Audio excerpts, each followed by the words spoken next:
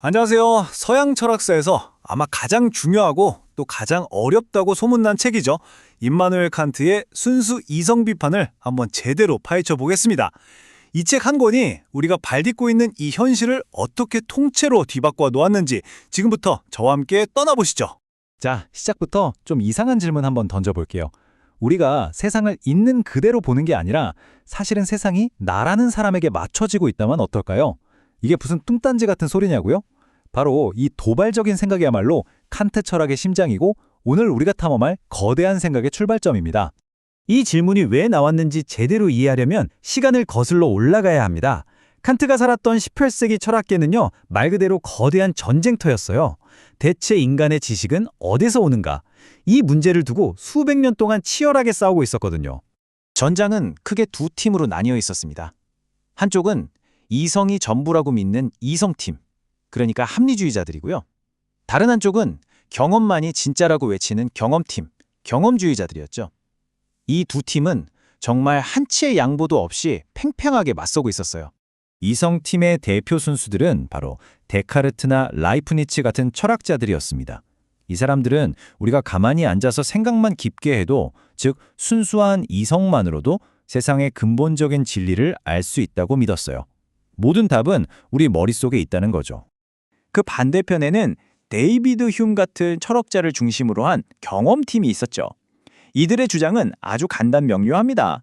모든 지식은 무조건 우리가 보고, 듣고, 만지는 감각 경험에서만 온다. 경험해보지 않은 건 알 수 없다는 겁니다. 바로 이 지루한 싸움이 계속되던 그때 임마누엘 칸트가 등판합니다.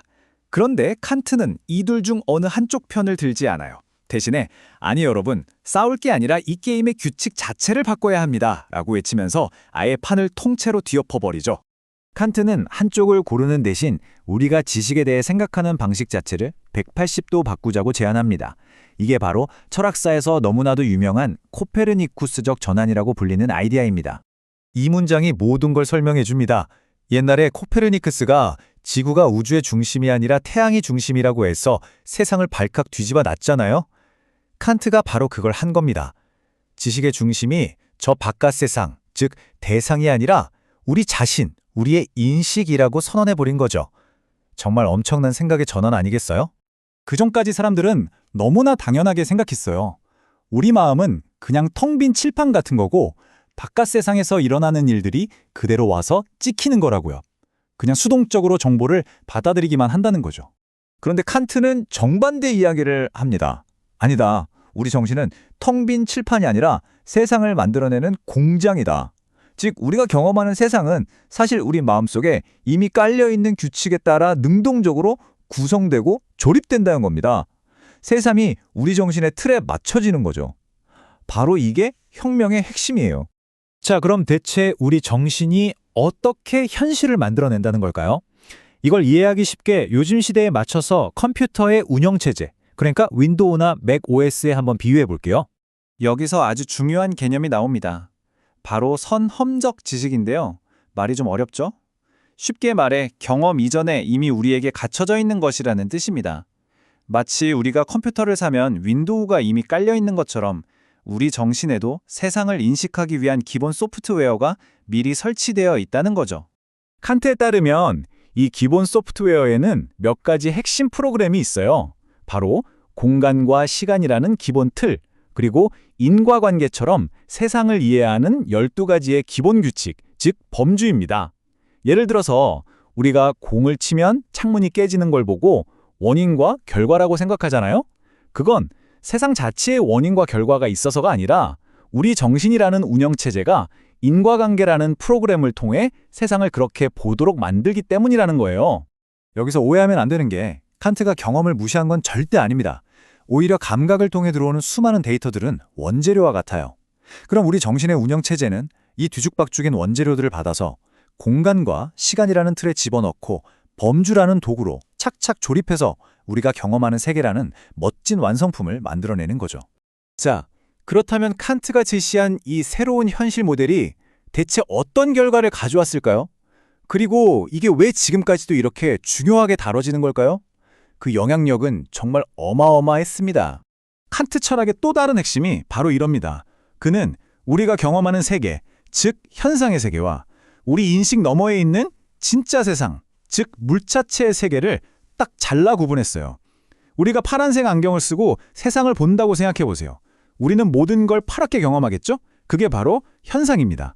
하지만 안경을 벗었을 때 세상의 진짜 색깔, 즉 물자체는 어떨지 우리는 영원히 알 수 없어요. 칸트는 인간의 이성이 바로 이 안경과 같아서 우리는 세상의 본 모습을 절대 알 수 없다고 선을 그은 겁니다. 이게 과학계에는 엄청난 희소식이었습니다. 당시 과학은 내 경험을 어떻게 믿냐는 회의주의의 공격 때문에 위태위태했거든요. 그런데 칸트가 나타나서 과학 법칙이 객관적인 이유는 그게 모든 인간이 공통으로 가진 정신의 운영체제에서 나오기 때문입니다. 라고 말해준 거죠. 이걸로 과학은 아주 튼튼한 토대를 얻게 됐습니다. 그리고 정말 재밌는 건 바로 이 부분이에요. 칸트는 우리 이성이 알 수 있는 것의 한계를 명확하게 정했잖아요. 바로 그 덕분에 역설적으로 우리 이성이 알 수 없는 영역, 그러니까 과학 법칙으로는 설명할 수 없는 자유의지나 도덕, 신 같은 것들을 위한 안전지대를 만들어줬다는 겁니다. 과학의 법칙이 침범할 수 없는 인간 고유의 영역을 지켜낸 셈이죠. 한번 정리해 볼까요? 칸트는 수백 년간 이어진 철학 전쟁을 끝냈고 과학이 굳건히 설 땅을 마련해 줬으며 인간의 자유와 도덕이 숨쉴 공간을 확보했습니다. 인간이 무엇을 알 수 있는지, 무엇을 해야 하는지에 대한 완전히 새로운 지도를 그리면서 그 이후에 거의 모든 현대 철학의 방향을 결정했다고 해도 전혀 과장이 아닙니다. 자, 이제 이 질문의 마지막으로 여러분께 한번 던져보고 싶습니다. 지금 여러분이 보고 듣고 느끼는 이 모든 세계가 사실은 저 바깥에 그냥 있는 게 아니라 여러분의 정신이 함께 참여해서 만들어낸 결과물이라면 어떨까요?